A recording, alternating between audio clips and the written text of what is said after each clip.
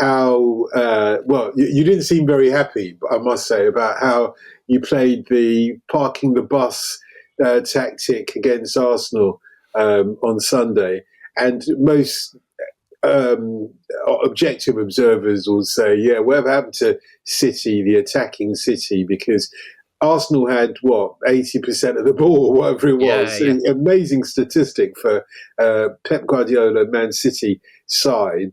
They seemed very happy just not to, to have Arsenal score at the other end. Um, what's happened? Where's the old City gone? And what's Pep Guardiola playing at? Well, I mean, I wouldn't say I wasn't very happy with it. I'm fascinated by it because, like on the surface, you would go, "There's not a chance Guardiola would like." His ideology is that you have possession of the ball. That is the way. Like when you want to defend, you need the ball because if you've got the ball, the other team can't score. All of that. And on Sunday, Guardiola went, "No, you have it. Go on. We'll sit in here. You have it and try and break us down." I think so.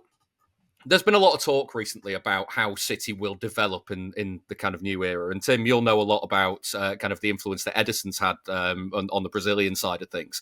But for City, Edison changed the game entirely. The way that City were able to build up from the goalkeeper. Nobody else is ever going to be able to do it like he did it. Now, that isn't to say you don't do it. That's to say that how you do it has to change. And by no means, I think Donnarumma is necessarily going to be like an absolute donkey with his feet. He's obviously going to be pretty decent, but he isn't going to be able to accept the pressure in the same way that Edison did. And sorry, so are you surprised? Because I am that the it Edison thing feels, just kind of ended so quickly. Because he didn't yeah, have a very good season last season, did he? But you think, he's a goalkeeper. He's got plenty of time, and then yeah, suddenly he's gone, and the era comes to an end. It's all happened yeah. so So quickly. it was, as far as I'm aware, Edison wanted to leave, and he wanted to leave a couple of years ago. He wanted to leave last year, and he wanted to leave this summer. And it felt a little bit like a standoff with this summer because they brought in James Trafford, who I thought was going to be number two to Edison for this season, and kind of learning the ropes and whatnot. And the opportunity to sign Donnarumma came up because of everything that happened at PSG, the contract talks, and Luis Enrique effectively saying, "I want to go in a different direction with my goalkeeper." And so it's a very opportunistic signing, but it always felt like that wouldn't happen unless Edison left. And Edison was always talking like he wouldn't leave unless somebody else came in. So it was kind of like nothing's going to happen. Then bang, somebody pulled the starting pistol on it, and then in the space of 24 hours, it all happens. So what effectively you've got at the moment now is somebody who I think Donnarumma is a lot better than Edison when it comes to the traditional elements of goalkeeping. Not necessarily the domination of the box. I thought Edison was pretty good at that at times. I think maybe not as consistent as other goalkeepers, but he was happy to come off his line and deal with things. But he would quite often let goals in that fans would go, I kind of want my goalkeeper to save that. And that was the trade-off. You kind of accept that for what you would get from him in the build-up. And maybe it feels like the kind of pendulum has swung the other way. And now what you get is a goalkeeper who will make saves like Donnarumma will, but maybe won't offer you the build-up that Edison did. And I think City's ability to kind of get settled possession a bit higher up might just be a bit scruffier. It might just look a bit scruffier until you kind of get to the second third and the final third where they're able to get the players into position. But it's an interesting one. I think how it develops over the next kind of 12, 18 months, I'm fascinated to see.